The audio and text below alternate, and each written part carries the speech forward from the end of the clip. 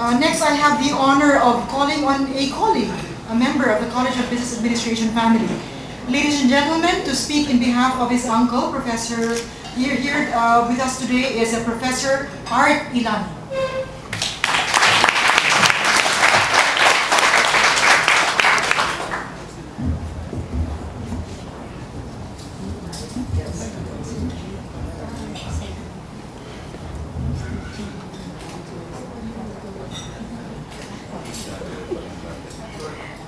To say that my uncle has been a great influence in my life may be an understatement.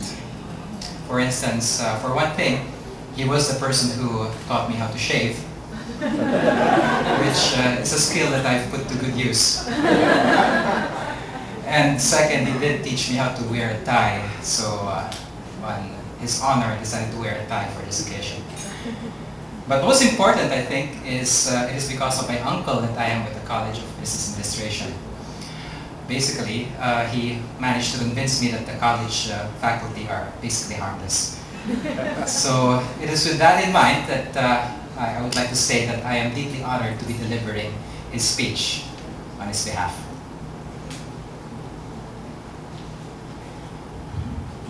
Greetings from Vancouver. This centennial year has accorded me an opportunity to express my gratitude to UP for the years that I spent in its campus, both as a student and as a faculty member, and for the values that it has engendered in me that have sustained me in future years.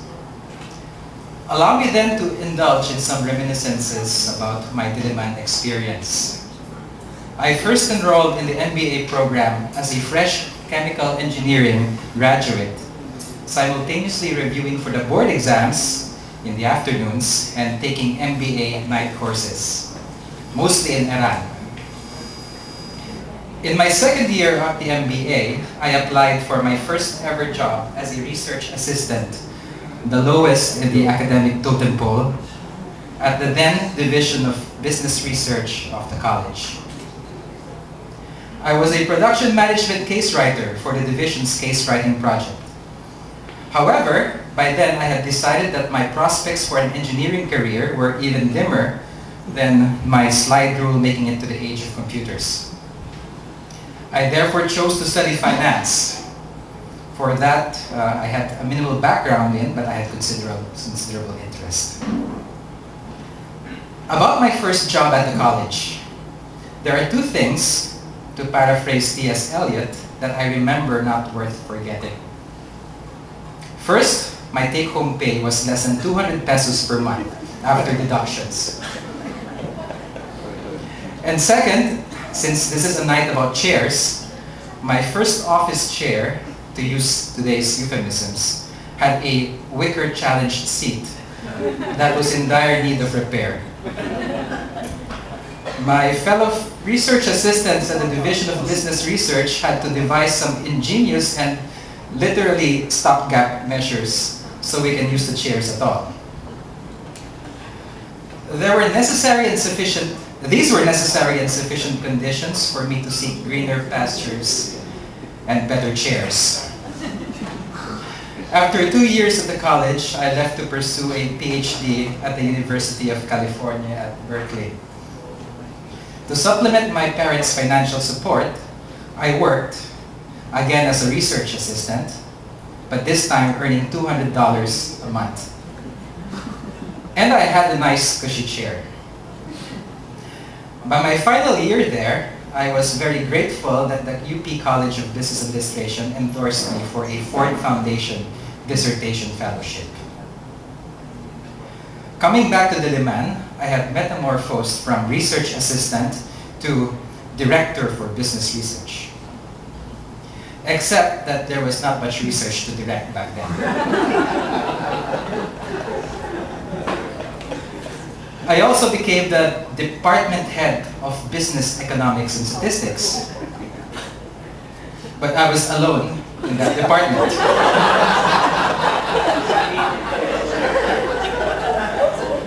Moreover, it took several months for the UP admin to verify that I had indeed actually gotten my degree.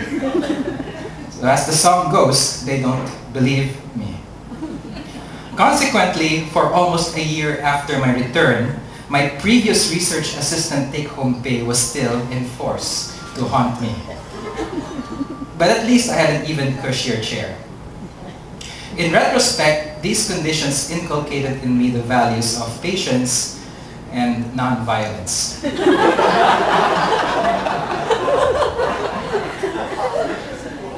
I was fortunate that I finished my doctoral studies in finance long before financial derivatives and options became part and parcel of reading lists for doctoral programs in finance. Financial derivatives are relatively complex financial instruments that, one might say, delineate the generation gap between old finance and new finance. Unfortunately, they only make headlines when some rogue trader uses derivatives to incur billion-dollar losses, enough to bring down some financial institution. And the benefits that they provide in daily transactions, which are many, do not make news. Thus, I fully recognize that this field of study can provide fertile grounds both for further research as well as practical applications.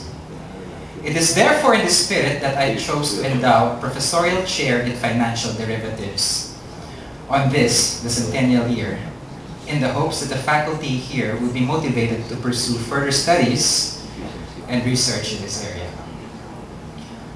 Signed, Tody, Ilano.